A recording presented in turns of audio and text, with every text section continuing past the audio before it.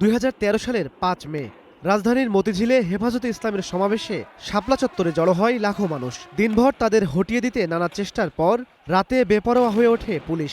আলো নিভিয়ে চালানো হয় তাণ্ডব। তাতে ছত্রভঙ্গ হয় সমবেত জনতা। পুলিশি ওই বর্বরতার হতাহতের দাবি নাকচ করে তৎকালীন আওয়ামী লীগ সরকার। গায়ে লাল রং লাগিয়ে পড়ে আছে, যখন পুলিশ যে ডাক দিচ্ছে উঠে দৌড় মারছে। তবে 24 জুলাই অভ্যুত্থানের পর নতুন তদন্তে উঠে এসেছে সেই রাতের ভয়াবহ চিত্র। চিফ প্রসিকিউটর বলছেন, পরিকল্পিত সেই সহিংসতায় সংগঠিত হয়েছে হত্যাযজ্ঞ।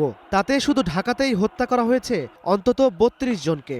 প্রায় 32 জনের তো আমরা মৃত ব্যক্তির তালিকাই পেয়েছি, যেটা এই শাপলা চত্বরে অন দ্য স্পট মারা গেছে 32 জন, নারায়ণগঞ্জে মারা গেছে, চট্টগ্রামে মারা গেছে। আমরা তো সব প্রমাণ পেয়েছি। ও রং মাখা তো কাউকে পাইনি, আমরা তো রক্ত মাখাই পেয়েছি সবাইকে। ওই সমাবেশ ঘিরে ঢাকার বাইরে চালানো হত্যাকাণ্ডের ঘটনাও যুক্ত হচ্ছে ট্রাইব্যুনালের মামলায়। এরই মধ্যে শেষ হয়েছে তদন্তের 90% কাজ। 7 জুনের মধ্যেই প্রতিবেদন দাখিল হবে বলেও জানিয়েছেন তিনি। চট্টগ্রামের কিছু ইনভেস্টিগেশন আমাদের বাকি আছে এবং সেই চট্টগ্রামের তদন্ত কাজটা শেষ হয়ে গেলেই আমরা আশা করি যে আমাদের কাছে রিপোর্ট চলে আসবে 7 জুনের মধ্যে।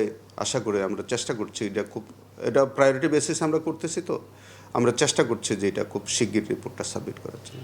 এই মামলায় গ্রেপ্তার রয়েছেন সাবেক আইজিপি একেএম শহীদুল হক, সাবেক স্বরাষ্ট্র প্রতিমন্ত্রী শামসুল হক টুকু, ঘাতক দালাল নির্মূল কমিটির শাহরিয়ার কবির সহ 6 জন।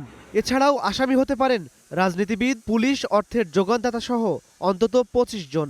অনেকে ফাইন্যান্স করেছেন বলে আমরা তথ্য পাচ্ছি। ছাত্রলীগ, যুবলীগের লোকজন তারা আছে, যারা এই ঘটনার মধ্যে যারা থাকবে সবাই আসবে। ইমন মাহমুদ, স্টার নিউজ, ঢাকা।